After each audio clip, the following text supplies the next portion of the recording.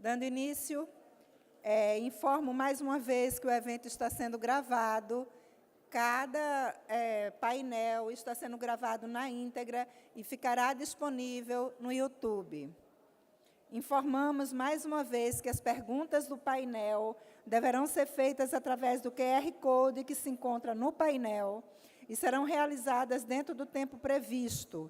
As demais serão encaminhadas aos painelistas que responderão posteriormente. Lembramos mais uma vez aos responsáveis pelas delegações que eles devem se dirigir à mesa de informações e credenciamento para pegar as pulseiras que darão acesso à noite de encerramento. O painel que assistiremos nesse momento tem como tema os desafios da mulher na ocupação dos espaços de poder e discutirá os obstáculos enfrentados pelas mulheres ao buscarem ocupar posições de liderança e influência. Serão exploradas as barreiras sociais, culturais e institucionais, além de propostas para aumentar a representação feminina nos espaços de poder. Convidamos para moderar o painel a senhora Marise Elerati.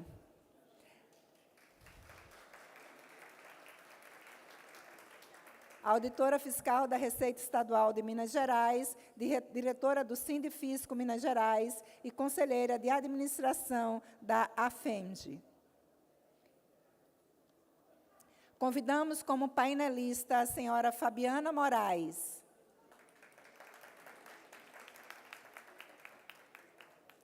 Professora do Programa de Pós-Graduação em Comunicação Social e da Graduação em Comunicação Social da Universidade Federal de Pernambuco. Pesquisa de Hierarquização Social, Insurgência e a Relação, Jornalismo e Subjetividade. Vencedora de 3 prêmios ESSO, assim como Embratel e Petrobras de Jornalismo. É autora de 7 livros, entre eles O Nascimento de Joyce, A Pauta é uma Arma que Combate, Arquipélago Editorial, e Ter Medo de Quê? Sobre Luta e Lantejoura. Foi repórter especial do Jornal do Comércio, é colunista do The Intercept Brasil e revista Gama, antes UOL e Piauí. Convidamos a painelista, a professora Enedina Soares da Silva.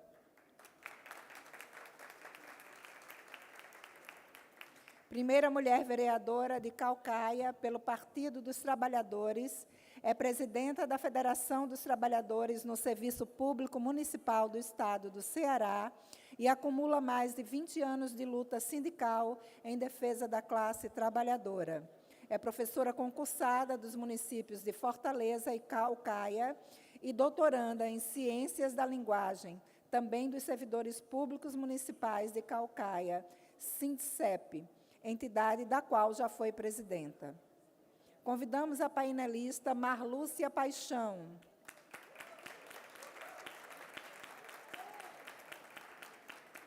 Graduada em Pedagogia, agente de tributos estaduais da Secretaria da Fazenda do Estado da Bahia. Atualmente, ocupa o cargo de diretora de comunicação na Federação Nacional do Fisco Estadual e Distrital, FENAFisco, para o triênio 2023-2025. Desempenhou as seguintes funções: vice-presidente da FENAFisco de 2020 a 2022, diretora de comunicação da FENAFisco de 2016 a 2019, diretora de comunicação do Sindicefaz Bahia. Convidamos como debatedora do painel a senhora Patrícia Correia Leal. Auditora fiscal do Tesouro Estadual de Pernambuco e, atualmente, ocupa a diretoria adjunta da Política Social e Formação Sindical do Sindifisco-PE. Nesse momento, eu passo a palavra à moderadora, a senhora Marise. Bom dia a todos e todas. Esse painel é maravilhoso, porque esse painel ele transforma todas as discussões que a gente vê aqui num projeto, né? num projeto de reposicionamento da mulher em relação aos espaços de poder. E eu acho que está aí um desafio para todas nós, mulheres que estamos aqui, para a gente entender como é que a gente vai se recolocar, né, dentro das nossas secretarias da Fazenda, da administração tributária, para ocupar esses espaços de poder. Porque isso é importante para a gente, para gerações futuras e para a transformação e humanização da própria administração tributária. Então, estamos juntas e vamos aí começar com a Fabiana. Alô? Oi, bom dia. Não, aqui tá bom. Bom dia. Agradecer o convite, cumprimentar minhas colegas de mesa. Tá joia. Obrigada. Primeira coisa a dizer é que, quando eu entrei aqui, eu vi bastante homens. E eu fiquei me pensando como é a questão da entrada de mulheres nesse espaço de poder específico, né, que a entidade representa. E acho que uma coisa importante é pensar já de saída como é que a gente pode ter mais mulheres nesse espaço de poder que é o ambiente, enfim, sindicatos e trabalho como auditoras fiscais, né? Então, é importante pensar já a partir daí. Eu fiz uma pequena apresentação, porque a gente tem são 15 a 20 minutos, né, por pessoa. E acho que escolhi 2 lugares específicos do poder para falar, que é a imprensa, né, o jornalismo, sou jornalista, e também a academia. Sou professora da UFPE desde 2016, e o espaço acadêmico também é um espaço de poder no qual ainda, né, você também tem uma reprodução social, que é a reprodução, como tem na política, como tem também em relação ao próprio ambiente fiscal. Estou falando fiscal para falar dele como um todo. E esses lugares reproduzem aquilo que socialmente está posto, né, que é uma hierarquização social muito grande, a partir da questão de gênero e de raça também.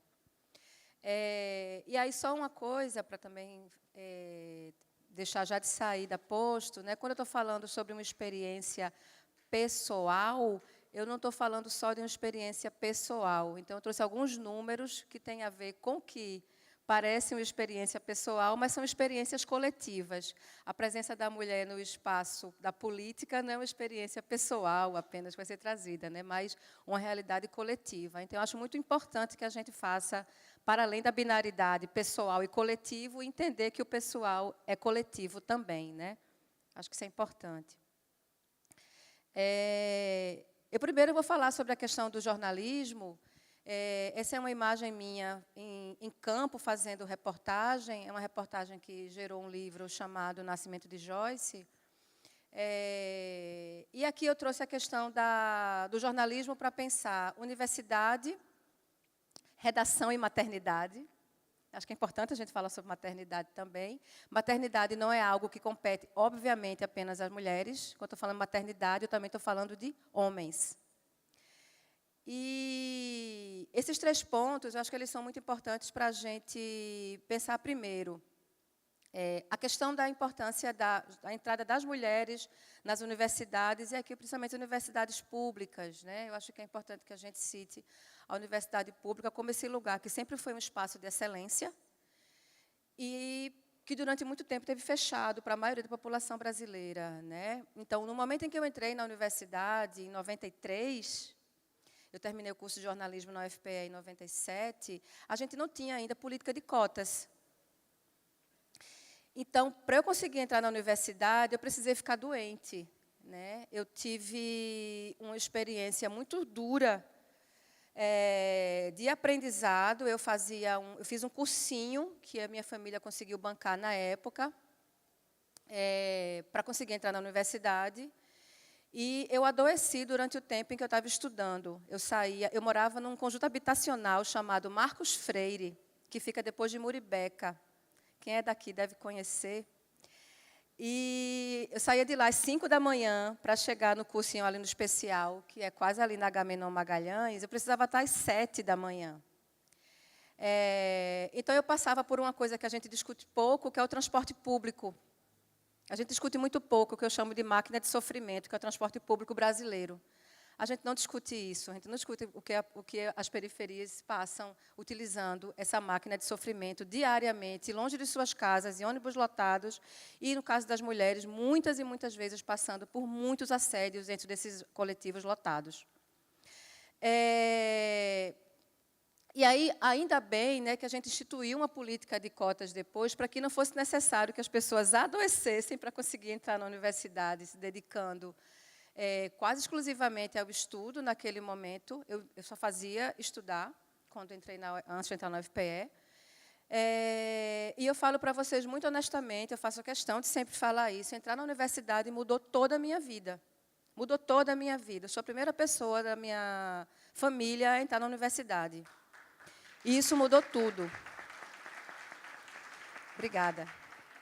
Então, é muito importante que a gente entenda o que significa a entrada de pessoas cujas histórias não estão conectadas a esse espaço de poder, que é a academia, desde a sua entrada e a sua permanência, que é outra questão também que a gente não tem discutido tanto. Agora, eu sou professora da UFPE e eu percebo como é difícil manter os alunos e as alunas no espaço das salas de aula, porque é muito difícil, principalmente em campos interiorizados, mantê-los em sala de aula, porque o transporte é um horror. Né? Em Caruaru, por exemplo, a maioria dos alunos e das alunas estudam nas cidades vizinhas, Panelas, Bezerros, Gravatá, e você não tem transporte para levá-las para lá. Depende basicamente das prefeituras, e quem consegue paga as vans. E muita gente não consegue pagar. O governo federal tem administrado bolsas, permanência, bolsas de acesso, o governo do estado também tem bolsas de transporte, mas essa é uma política que ainda está muito distante de ser discutida na real com o governo federal e prefeituras e o estado, apesar de alguns esforços pontuais. Então, manter as pessoas na universidade está sendo muito difícil. Isso é uma questão extremamente importante para a gente pensar em mulheres no espaço do poder, não está desatrelada.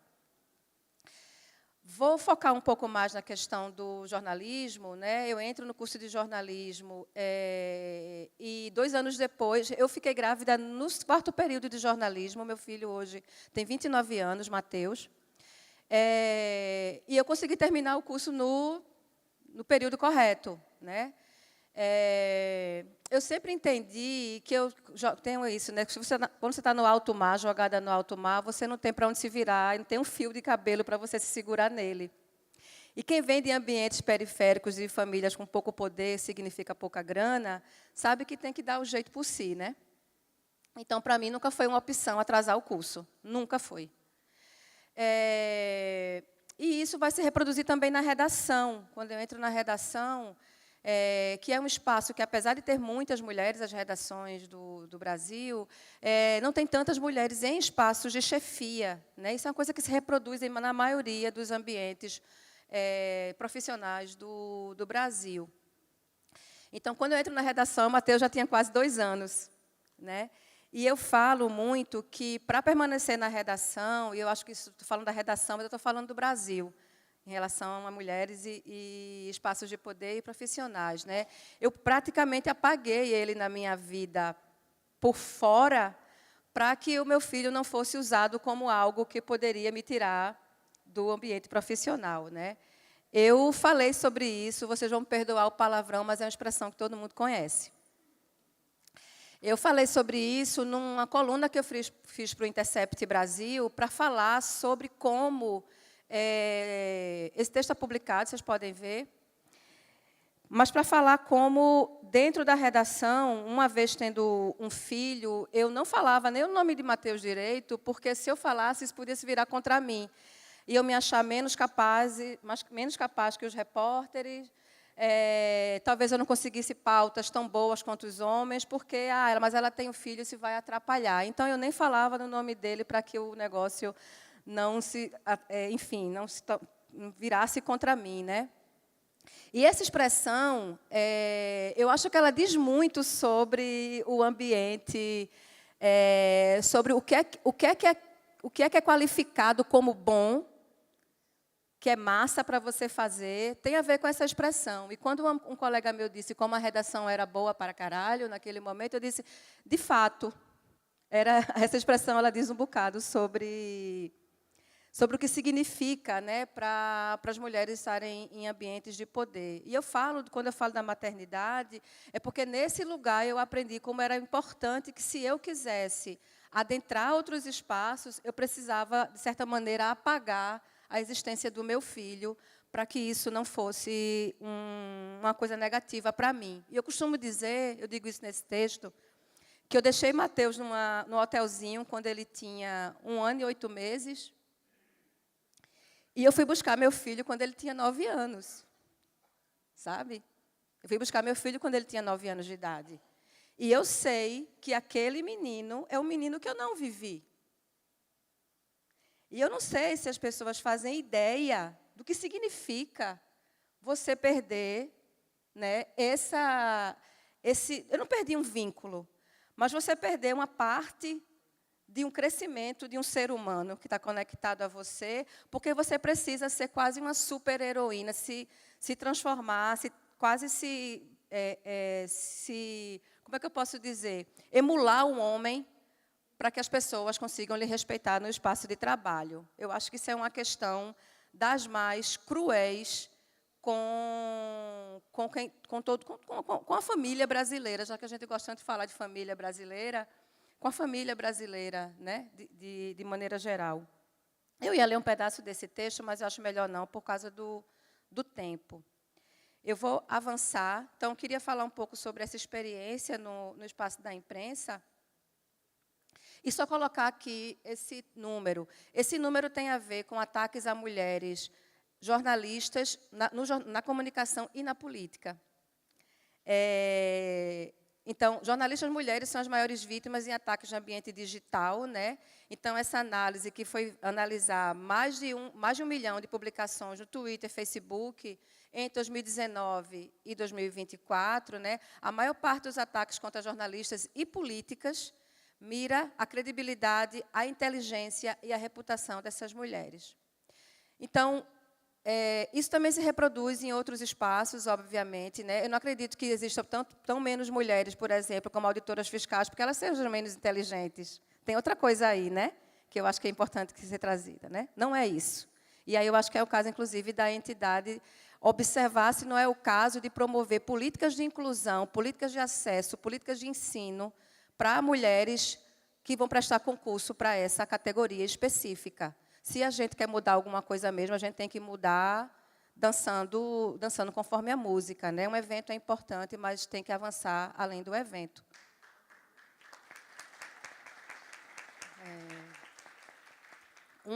E aqui queria falar mais rapidamente também sobre a questão do espaço da academia. Eu coloquei esse livro, porque esse livro é um livro que eu lancei em 2022, é um livro que tem a ver com as minhas pesquisas acadêmicas realizadas nos últimos 10 anos. E aqui eu quero falar um pouco de academia e o número de mulheres no ensino superior e a importância do recorte racial. Sei que o recorte racial tem sido uma coisa importante aqui para discutir, e não dá para discutir democracia no Brasil sem a gente racializar a discussão. Se não tiver racialização da discussão, não é uma discussão sobre democracia, é jardinagem. A gente tem, atualmente, 187 mil professores, homens, no ensino superior no Brasil, e 167 mil mulheres, de acordo com o INEP, né?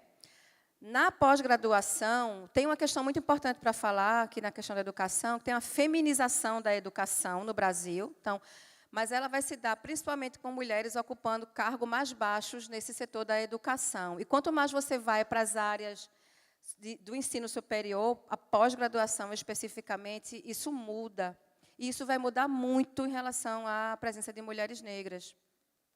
Então, a pós-graduação, ela tem hoje, né, essa divisão quase meio a meio, 45,5% de homens e 54,5% de mulheres nas pós-graduações.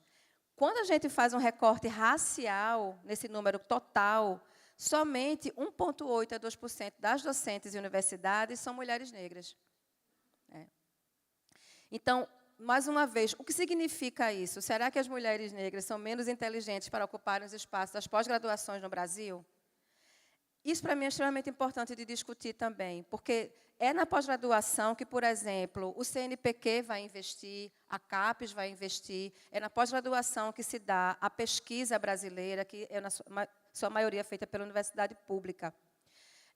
O curso de Caruaru, meu tempo está acabando, o curso de Caruaru, a UFPE Campus Caruaru, acabou de abrir a sua pós-graduação em comunicação, então eu estou muito orgulhosa, quero dizer isso aqui, a gente conseguiu abrir uma pós-graduação no momento em que a ciência brasileira estava sob ataque, né, que as pós-graduações estavam fechando, as pós-graduações estavam sendo desincentivadas, tendo uma verdadeira fuga, como se diz, fuga de cérebros do Brasil para outros países, porque as pessoas não queriam fazer mais ciência aqui, porque não tem, enfim, não tinha estofo. E a gente conseguiu aprovar a pós-graduação do curso de Comunicação Social lá em Caruaru agora, e eu agora faço parte desse 1,8% a 2% de mulheres negras que estão dentro de uma pós-graduação no Brasil. E eu falo isso com muito orgulho, e isso não é uma história pessoal, isso é uma história coletiva. Tem várias mulheres como eu que também querem entrar numa pós-graduação e serem docentes da universidade pública, né? Aqui tem alguns livros que eu lancei que tem a ver com esse caminho de universidade e do jornalismo, da academia e do jornalismo. Eu não faço uma distinção entre fazer e pensar. Eu acho que o fazer reflexivo é extremamente importante. Fazer e pensar são uma coisa só. Então, agir reflexivamente, né? Quando a gente fala, às vezes, eu estava fazendo, trabalhando e não estava pensando, tem, inclusive, uma separação racial aí, muitas vezes. Quem é que trabalha e quem é que tem tempo para pensar? Então, eu não gosto dessa distinção. Fazer e pensar, para mim, estar na academia é um lugar de fazer, estar na redação era um lugar de pensar também. Então, esses livros são muito resultado disso. Aqui eu coloco só e-mail e uns contatos para quem, porventura, quiser conversar depois. Muito obrigada.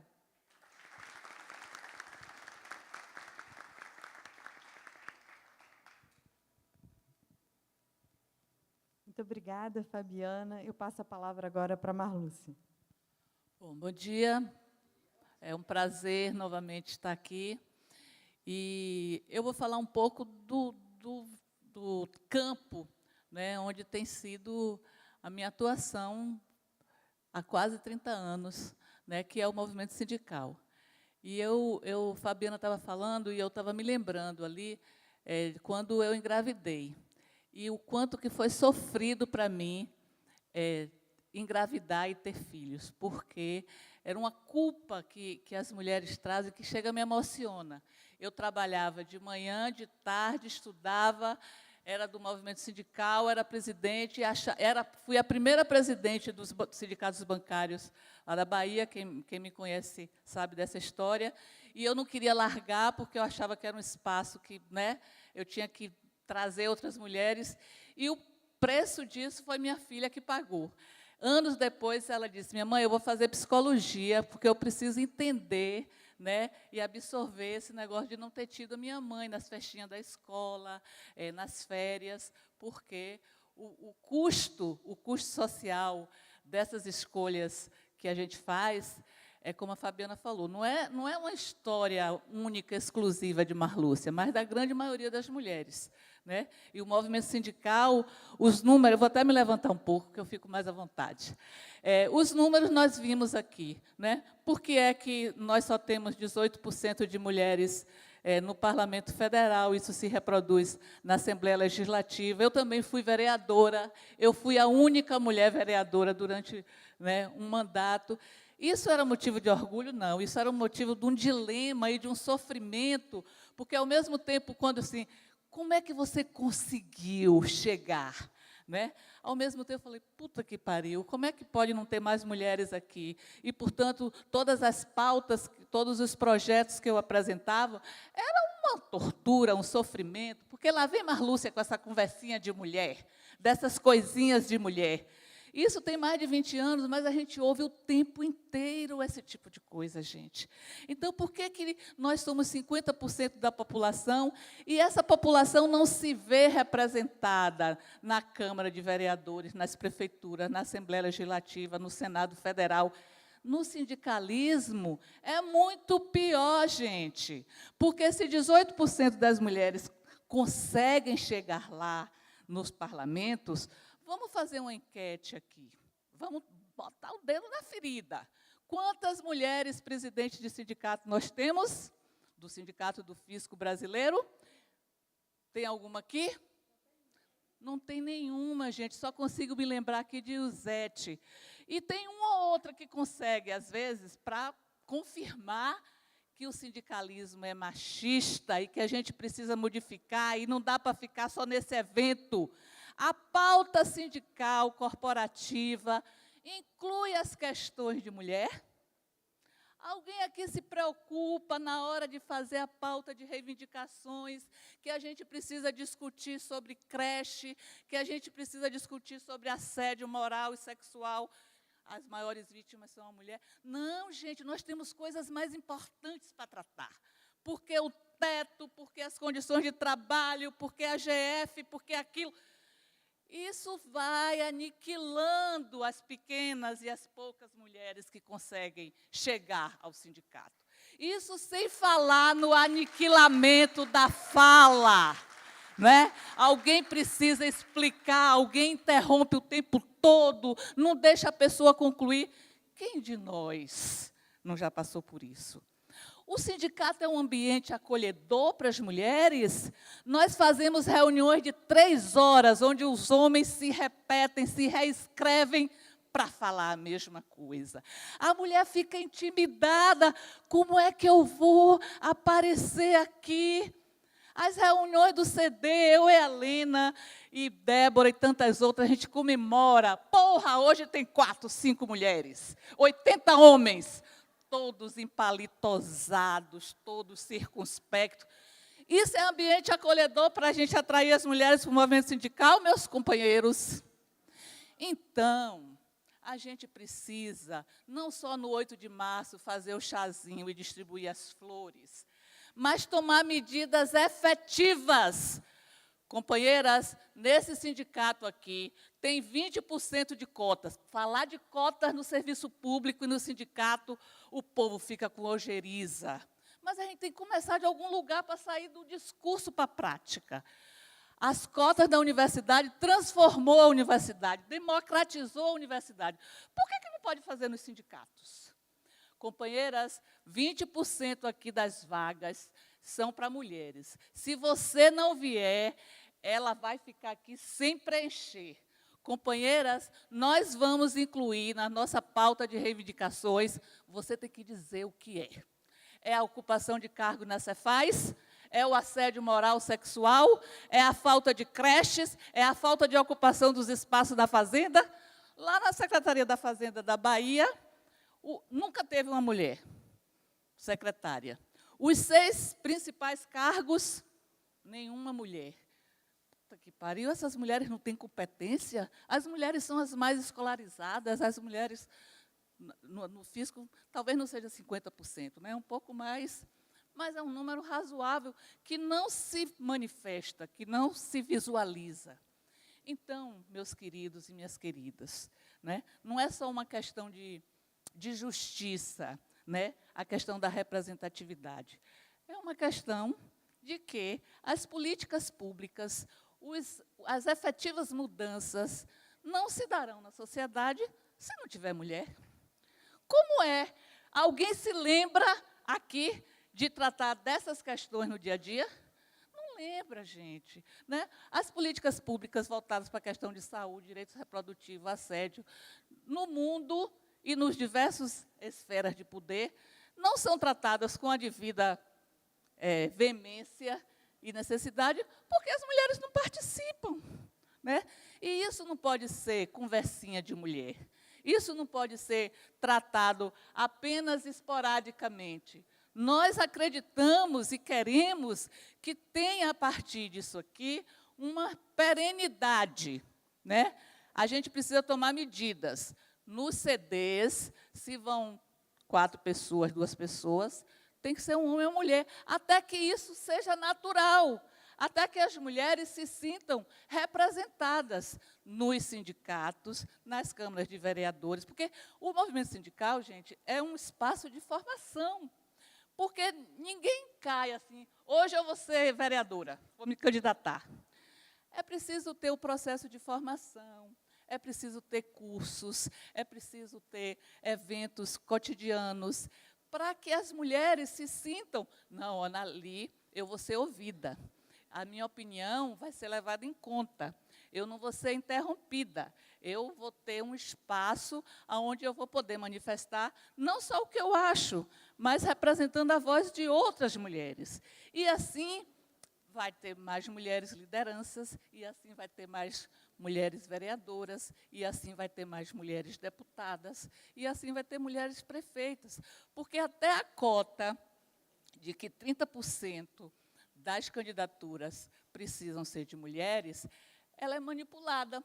Por quem? Pelos dirigentes partidários, que são homens. Não, agora melhorou. Não melhorou. De 2021 para cá, que foi, inclusive, aprovada a lei, né, de violência política, os números variam um pouquinho, 16, 17, 18.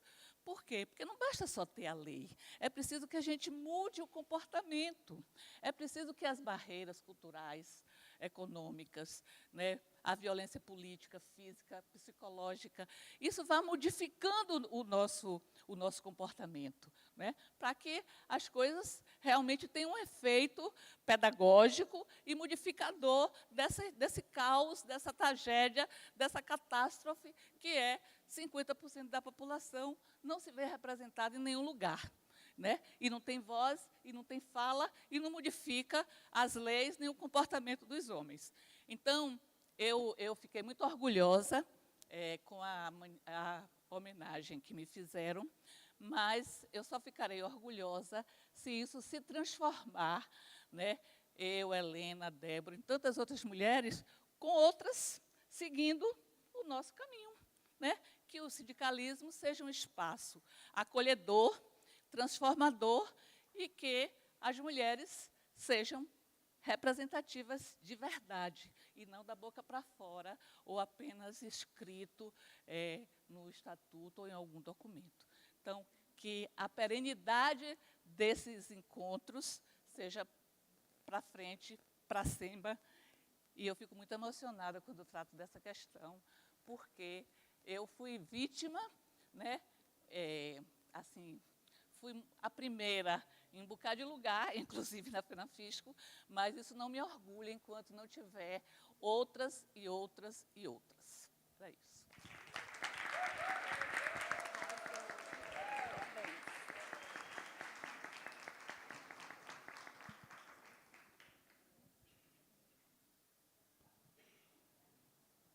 Eu queria registrar que a Marlúcia foi presidente da FENAFISCO, né, gente? A única mulher, né? Agora nós vamos chamar para falar a Enedina. Estou vereadora, mas meu DNA é sindical, então vou falar de pé também. Então, gente, meu bom dia. Agradecer demais aqui a oportunidade de estar participando desse momento de vocês, na plenária bastante representativa. Agradecer ao convite do meu amigo Francelino, parabenizar todas as mulheres, né, que desde quando eu sentei aqui, a gente vem vendo a força das mulheres do fisco brasileiro, né? Então, parabéns. Agradecer também aqui ao aprendizado com essas colegas, né, que estão aqui conosco dividindo esse painel. E dizer para vocês, gente, que nós estamos falando aqui de um modelo cultural, né? Um modelo cultural onde a mulher, né, é o segundo sexo, né? Então, assim, nós estamos aqui para dizer que não é bem assim, né? A nossa luta é pela igualdade, e o que a gente está vendo aqui é reflexos dessa discriminação de gênero, que não é de agora, né? A gente também está falando da necessidade de uma mudança cultural, uma mudança que muitas vezes a gente vem aqui, mas quando a gente volta para casa, a gente reproduz esse mesmo modelo. Como é que nós estamos educando os nossos filhos, nossos meninos, né, e as nossas meninas? Né? Será que a divisão do trabalho doméstico a gente está buscando praticar em casa, de que a divisão do trabalho doméstico tanto é com os meninos como para as meninas? Né? Muitas vezes as brincadeiras que nós fazemos culturalmente colocam a mulher numa condição, né, de ser menos importante ou de ter menos oportunidade. A gente vai, historicamente, eliminando a possibilidade da mulher chegar na sociedade e ocupar o espaço que ela quiser. Né? Então, aqui um público já com mais oportunidade de ter tido acesso à educação, oportunidade de vivenciar várias experiências. E aí, ao mesmo tempo, isso não nos exclui, né, de nós termos mulheres do nosso convívio que são vítimas da violência doméstica, mulheres que vivem o assédio no ambiente de trabalho. Né? Então, isso é algo que ultrapassa, né, classe social, que está em todos os ambientes de trabalho e, enquanto sindicato, a gente precisa pensar na luta em defesa dos direitos imediatos, mas também qual é a sociedade que o nosso sindicato quer ajudar a construir. Né? Qual é a contribuição que a gente vai dar para a construção de novas lideranças e de um modelo de sindicalismo que tem uma visão de um comprometimento com as lutas da sociedade. Né? Então, nesse sentido, né, já foi me apresentado aqui, eu sou professora, né, e desde quando eu entrei no município de Caucaia, para quem não conhece, Caucaia é uma cidade da região metropolitana de Fortaleza, cidade com 350 mil habitantes, inclusive eu dei uma fugida lá do segundo turno para vir aqui. Né? Além do de Caucaia, tem o de Fortaleza, né, com o filhote do Bolsonaro lá querendo ser prefeito. Né? Então, não está fácil a vida do segundo turno no Ceará. Né? Mas, considerando o DNA sindical, a gente deu uma fugida para vir aqui. Mas, assim, gente, é muito importante a gente destacar que a gente precisa pensar, né, as ações do sindicato para além, né, dos direitos imediatos. E, além disso, né, a gente... eu trouxe aqui uns slides para vocês com alguns números, né, mas eu vou tentar aqui falar mesmo de improviso, né, no sentido de dizer para vocês, nós, mulheres, né, como já colocou aqui a minha colega, né, somos a maioria da sociedade, mais de 50% do eleitorado. Nos partidos políticos, somos 47% dos filiados dos partidos políticos. Os partidos, para terem suas candidaturas, precisam cumprir a cota dos 30%, que, assim, atingir o 30% está bom. Né? Então, não precisa estimular mais que isso. Né? E aí, né, em êxito, nós variamos, assim, das eleitas, ficamos entre 18% e 20%. Nessa eleição aqui de 2024, crescemos um pouquinho, né, passou de 16% para 18,2%. Né? E, ao mesmo tempo, né, a gente precisa pensar que, muitas vezes, nos partidos políticos, a gente, muitas vezes, é vítima das decisões que são tomadas pelas cúpulas dos partidos, que, muitas vezes, na maioria das vezes, é masculina. Né? Às vezes, as mulheres, quando são as mulheres prioritárias, não, vamos eleger mulher. É a esposa de alguém que não pôde ser candidato porque caiu na lei da ficha limpa, né, ficha suja. Né? Ou então, é alguém apadrinhado. Então, as mulheres que vêm da luta social, da luta sindical, isso aí já é outro, né, departamento, né, que, na lógica partidária, muitas vezes, nem nos partidos de esquerda está na linha da prioridade. Né? Então, essa crítica serve de A a Z nos partidos políticos. E aí, assim, para dizer para vocês, eu venho da luta sindical, como eu estava dizendo antes, desde quando eu passei no concurso em Caucaia e em Fortaleza, né, que sou professora concursada nos 2 municípios, nós priorizamos um trabalho no município de Caucaia, considerando as dificuldades de um município, mesmo região metropolitana, mas um município com uma política muito arcaica, muita violação de direitos, e isso me levou ao sindicato, a gente ia ajudar a reorganizar um sindicato que tinha sido criado há um tempo atrás, mas fizeram uma greve e o povo foi todo mundo demitido ou transferido e não tinha sindicato. Então, nós ajudamos a rearticular um sindicato e, a partir daí, a gente começou a nossa luta tentando mudar essas relações de exploração, essas relações de trabalho. E aí, nesse sentido, a gente começou a se deparar com as situações de machismo, de intolerância ao poder de mulheres, né? Então, após rearticular esse sindicato, um ano depois eu assumi como presidente, e a gente passou a enfrentar coisas do tipo, ainda agora eu vi um relato de uma das coordenadoras da mesa, né, falando do fogão. As mulheres só precisam saber contar até 6, porque são as bocas do fogão. Né? O sindicato não presta porque só tem mulheres. Né? E, quando elas menstruam, elas não trabalham. Né? Dá para trocar quem está aí no microfone, colocar um homem, porque a voz passa mais segurança. Né? E isso, a gente poderia dizer, isso poderia acontecer aqui porque tem muitos homens. Isso vindo de uma categoria com muitas mulheres, que são os servidores municipais. Mais de 80% da categoria é composta por mulheres. Né? Então, para você ver como a questão do patriarcado, do machismo, está tão introjetado que as mulheres reproduzem essa cultura mesmo, nos afetando. Né? E muitas vezes, quem mais se dedicava àquela entidade eram as mulheres que estavam na linha de frente. Nesse período que houve, inclusive, um professor concursado essa fala, que disse que o sindicato não prestava porque só tinha mulheres. Nesse momento, a diretoria executiva era toda composta por mulheres, porque nós havíamos sofrido muitas perseguições por parte da gestão municipal. Os homens que tinham voltaram para o local de trabalho, e quem segurou a ponta foram as mulheres. Então, por isso que só tinham mulheres, porque foram elas que ficaram segurando o trampo quando estava sem receita dos filiados, né? Quando tinha perseguição de... Eu e outra colega minha, nós ficamos 4 meses sem salários, né? E para garantir que a gente tinha sindicato de pé. Né? Então, gente, e aí, fruto dessa luta, dessa mobilização, a gente vem de entidade que tem um protagonismo das mulheres, estimula as mulheres a participar, tanto no nosso sindicato, em Caucaia, o Sindicato de Servidores, como também na nossa federação, que é a FETANS, que é a federação que congrega mais de 160 sindicatos no estado do Ceará, de servidores municipais e também de professores.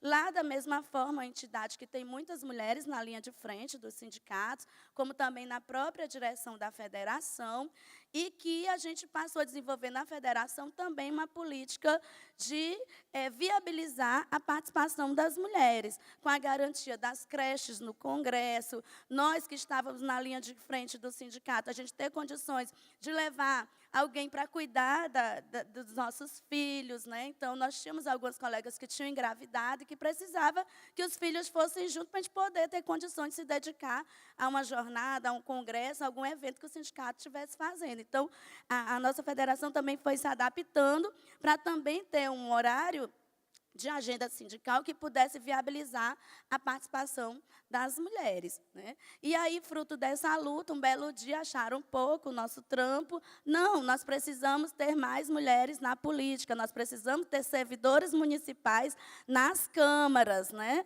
E aí, eu fui uma pessoa que participei de um processo de convencimento, né? Porque eu não conseguia me ver naquele lugar. Né? Lugar que a gente já fez tanta briga para falar, para entrar, para não votar projeto contra a gente. Então, eu ir lá conviver, né? Então, não quero não. Né? Aí, só sei que topamos, né? Fomos lá, fui candidata pela primeira vez na eleição passada, fiquei na primeira suplência, uma candidatura de última hora. Assumimos ano passado como vereadora, de março para cá. E aí, gente... O povo que estimula a gente também depois tem que entender que precisa de uma rede de apoio para garantir a permanência das mulheres nesse espaço. Por quê? Sobretudo alguém que vem das lutas sociais. Ao olhar para a gente, ele já sabe como a gente pensa. Né? Então, por aí já vem o tratamento. Então, um ambiente que foi muito violento para a gente no ano passado. Né? E que, só para vocês terem ideia, antes de assumir na Câmara, foi spray de pimenta na Secretaria de Educação, porque nós estávamos lá defendendo a educação indígena, quilombola e do campo. Então, no dia seguinte, quando eu fui assumir, já tinha sido notícia na cidade, na véspera. E todos os meses, por um bom tempo, eu estava sendo a vereadora que era notícia na mídia da cidade, porque eu sofria violência política de gênero.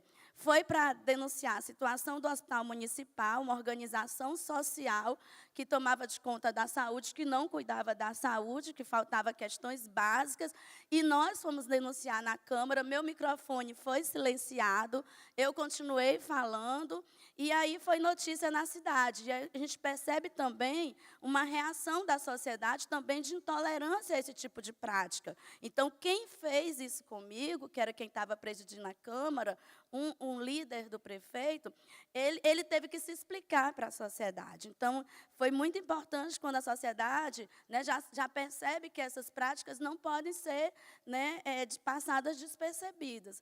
Outro momento foi aí. Conclusão, criou um ambiente de que já havia uma insatisfação com essa organização social e o nosso mandato ajudou a solucionar. Em resumo, o prefeito teve que tirar a organização social do Hospital Municipal e depois saiu de toda a cidade. Então, foi importante o nosso enfrentamento, embora com a violência, isso teve uma repercussão na cidade. O outro episódio, o piso da enfermagem. Fomos defender o piso da enfermagem. O piso da enfermagem saiu também fruto do nosso mandato, que fez o enfrentamento. Aí esse líder não foi mais o líder, aí já o novo líder do prefeito, ele saiu da Câmara, virou secretário, né? E aí o novo líder, da mesma forma, né, foi descredenciar, né, a nossa posição em defesa do piso da enfermagem, dizendo que nós estávamos sendo irresponsáveis, oportunistas, se tivesse greve no município, a culpa era do nosso mandato. Em resumo, ficou um impasse muito grande na cidade em torno dessa questão, porque a reação do novo líder do prefeito foi desproporcional à defesa que nós estávamos fazendo, e aí a população, mais uma vez, também foi sensível e tiveram que recuar e garantir o piso da enfermagem na carreira. No Ceará, mais ou menos 5 municípios têm o piso da enfermagem na carreira, e lá o nosso mandato teve um papel fundamental. E aí, gente, o que a gente vê de triste nesses episódios, porque, em vez de nós tratarmos das produções legislativas de um mandato que tem um alinhamento com as lutas sociais, a gente gasta energia, a gente gasta saúde mental para a gente estar se defendendo da intolerância do poder das mulheres quando ocupam esses espaços, né? Então, os espaços legislativos acabam sendo um espaço muito violento para a gente que tem coragem de fazer os enfrentamentos, porque tem outras mulheres também lá que não estão sofrendo violência porque elas estão caladas, porque elas estão coniventes, mas as que levantam a sua voz e fazem o enfrentamento, essas historicamente, não poderiam passar ilesas, né? Elas precisam ser alvo até para não estimular tantas mulheres a ocupar esses espaços. Nós fizemos um encontro no Ceará com diversas vereadoras e era o muro das lamentações. Era a filha de deputado não querendo mais ser vereadora. Se a filha do deputado é assim, imagine eu, sindicalista, né? Então, está difícil. Então, só sei que assim, acaba sendo muito importante, né? A gente vê que tanto a mulher, no âmbito privado, a gente vê inúmeras legislações criadas, né? A lei da penalidade máxima aí para os casos de feminicídio, a questão da legislação ligada à questão do assédio, a Lei Maria da Penha, a violência política de gênero, que está restrita às mulheres que têm mandato, que a legislação, no nosso modo de ver, precisa ser ampliada para mulheres que ocupam funções de liderança, porque as presidentes de sindicato, as mulheres que são lideranças de associações comunitárias, elas enfrentam muita violência para ocupar esse lugar, porque essa nossa sociedade não tolera. Os homens, por mais que enfrentem dificuldades para ocupar funções de liderança, as mulheres enfrentam um nível de violência muito maior. Né? É muito maior, invadem mais a sua vida pessoal, invadem, né, querem devastar, né, a vida das mulheres para não passarem despercebidas. E aí, nesse sentido, a gente vem aqui dizer da importância da gente. É importante estimular, ter mais mulheres na política, mas é importante não só estimular, mas a gente ter a rede de apoio para garantir que elas permaneçam, né, que elas possam estar naquele lugar e não se sentir só, né? E posso inspirar outras pessoas. Por exemplo, muita gente que não sabia das nossas dores do cotidiano se estimularam, inclusive inspiraram sua campanha nas nossas, né? Então, assim, que bom que foi referência, nossos projetos copiados, nossa identidade visual, as cores, vamos olhar como é que está aqui. Então, nosso mandato foi acompanhado por várias vereadoras do Brasil afora.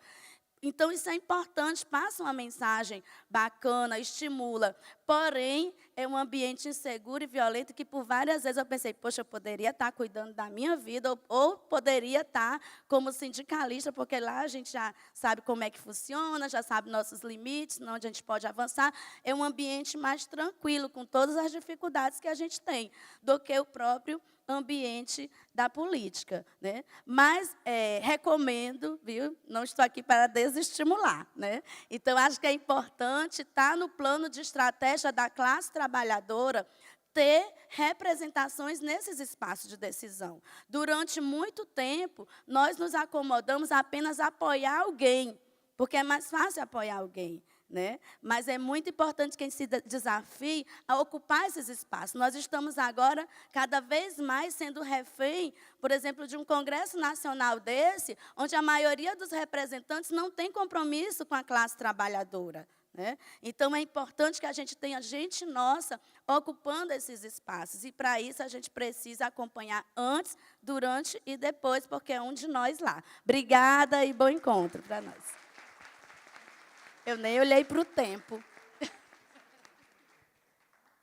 Eu queria ressaltar, né, a fala de vocês, e eu queria começar pela Fabiana, que falou, né, que, tendo em vista que o concurso é a forma de ingresso na carreira de auditor fiscal, porque temos tão poucas mulheres auditor fiscal, né? Eu acho que esse é um espaço de poder que precisa ser ocupado pelas mulheres. Então, essa questão que você traz é uma questão que temos que enfrentar, né? Gostaria de ressaltar a fala da Marlúcia, quando ela fala da solidão dos espaços de poder, né? Quando ela conta quantas mulheres têm representantes de sindicatos, isso é uma fala de muita solidão. A gente precisa realmente modificar isso, né?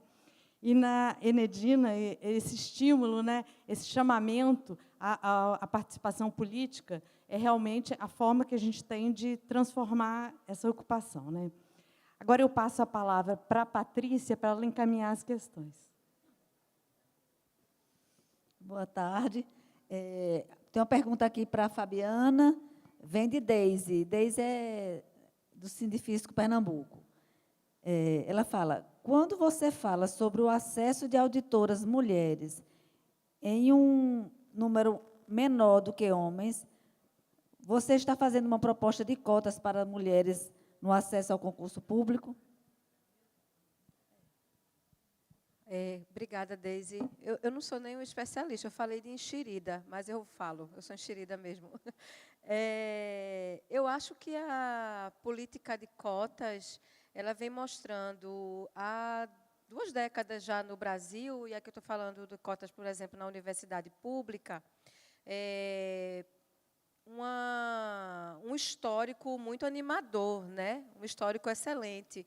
E aí, saindo da educação, indo, por exemplo, para o campo do judiciário, a gente também tem cotas no sistema judiciário, acho que há menos tempo, talvez a partir de 2016, salvo engano, que também tem apresentado números importantes, né? Porque talvez são um dos espaços de poder, dos cargos mais hierarquicamente, mais em termos salariais e em termos de poder mesmo social, dos mais cobiçados, e onde você tem muito esse retrato de Brasil, né, que eu estava até falando um pouco antes, né, tanto de raça quanto de gênero, né, de ser muito masculino. 89% dos desembargadores brasileiros são homens brancos, 89%.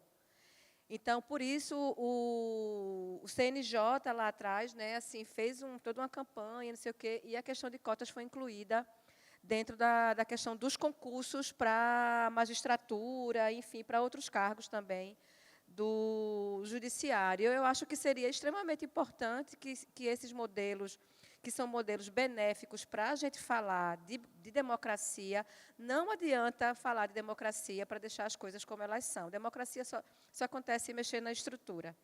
e você só mexe na estrutura, por exemplo, desse setor específico aqui no país, se você, por exemplo, mexer na entrada de mulheres auditoras. E eu acho que o sistema de cotas poderia ser extremamente interessante, né? Tem modelos aí no Brasil, alguns modelos em diferentes setores, e eu não vejo por que isso também não poderia ser reproduzido.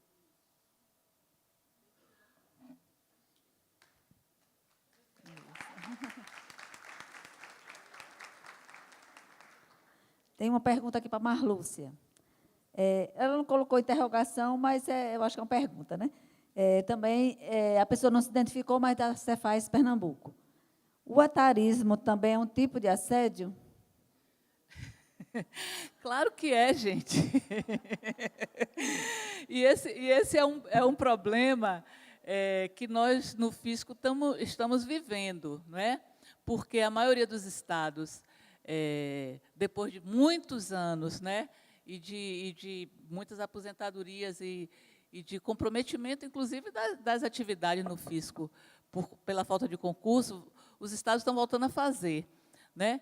E aí fica um hiato muito grande, né?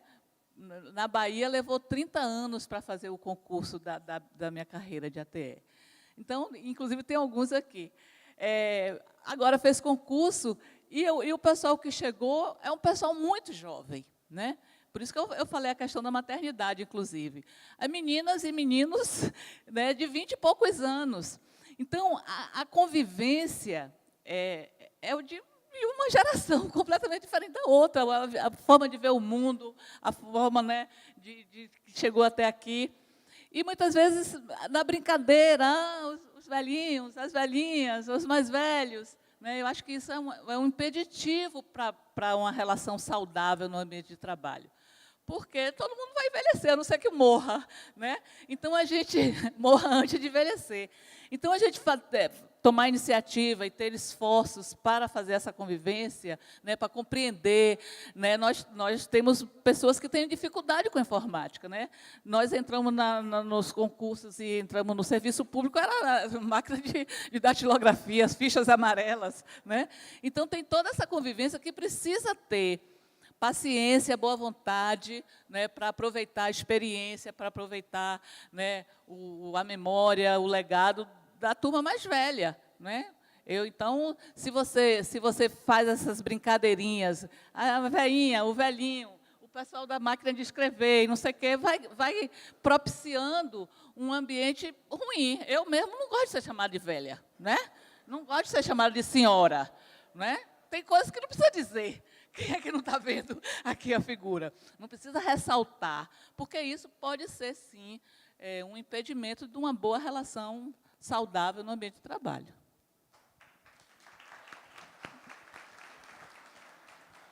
Aí tem uma pergunta aqui para a Fabiana, mas eu vou direcionar a Nedina, porque eu acho que tem tudo a ver com o que ela falou antes, Fabiana. Como desconstruir a falácia de que mulheres não desejam os espaços de poder e expor o sistema que desestimula a participação feminina no topo das estruturas públicas? Foi uma pergunta da Cefaz Minas Gerais. Muito bem. Então, gente, primeiro é preciso que a gente garanta, desde as nossas crianças, nossas meninas, um ambiente de equidade, né? Porque isso não vem de agora. A política, ela reflete todo esse histórico de desigualdade de gênero. Como também a gente vê que a gente vai falar da vida das mulheres, não tem como falar sobre violência, né? É muito triste isso, sabendo, né, a diversidade que é a vida das mulheres. E aí, ao mesmo tempo, diz assim, as mulheres não querem ser do sindicato, não. A gente até garante as oportunidades, mas elas não querem, né? As mulheres não querem ir para a política, a gente está aqui chamando o tempo todo, né? Então, é preciso, de fato, ações, né, concretas, que as mulheres se sintam seguras, porque, por mais que a gente veja que diversas mulheres estão ocupando diversos espaços, profissões, né? Já avançamos muito, mas a tarefa do cuidar, culturalmente, é colocada para as mulheres. Quantas mulheres, para estar aqui nesse congresso, nessa plenária, tiveram que deixar várias coisas em casa encaminhadas, né? Antes de estar aqui, tem que ligar para saber se está tudo ok, né? E os homens, acho que temos que fazem também, isso não dá para a gente generalizar. Mas já relaxa mais, porque tem a mulher para fazer isso, né? Então, essa questão das mulheres terem as condições para dividir a dupla jornada, porque ainda tem as que são militantes, as que são sindicalistas, né? Então, é trabalho, né? É a vida dentro de casa, também a militância, quem quer estudar também ainda se desafia, como é que arranja tempo para tudo isso, né? Então, as mulheres que já carregam tantas responsabilidades, ainda se desafiar a ir para um ambiente desse, então precisa, de fato, a gente garantir mais segurança, porque até para denunciar a violência política de gênero é muito complexo. Até porque a gente sabe como muitas vezes estão as representações nesses espaços. Então, não é um ambiente seguro nem para denúncia, em muitos dos casos. Então, as mulheres que denunciam as violências sofridas são mulheres muito corajosas, porque nós ainda não temos esse sistema ainda tão arrojado, né, para garantir a proteção necessária às mulheres que são as vítimas, né? E acredito muito nisso, da gente avançar na educação, mudança cultural e esses espaços para que as mulheres possam ser e estar onde elas quiserem. Obrigada.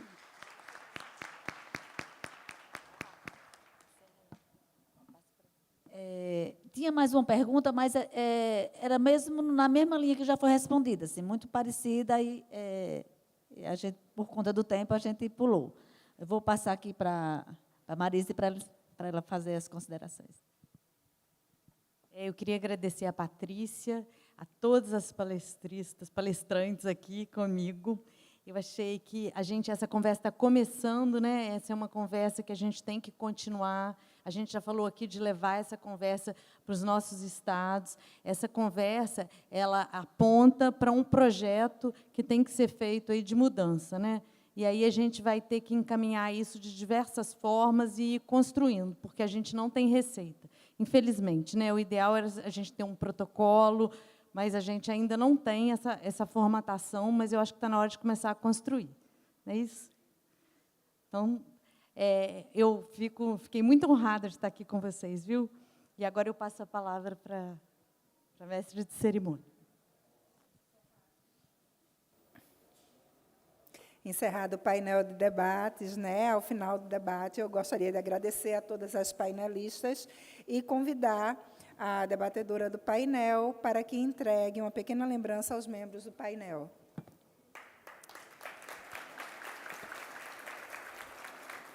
Gostaria de dar um aviso para vocês. O presidente da FENAFISCO-PE, o senhor Francelino, pediu para avisar que amanhã, além dessa plenária que vai acontecer agora à tarde, amanhã nós teremos uma plenária final, às 9h para os filiados da FENAFISCO Pernambuco. Tá certo? À tarde haverá sorteio, nós vamos parar agora para o nosso intervalo de almoço e voltamos conforme a programação, às 14h, não é isso? 14h30. Obrigada, uma boa tarde a todos.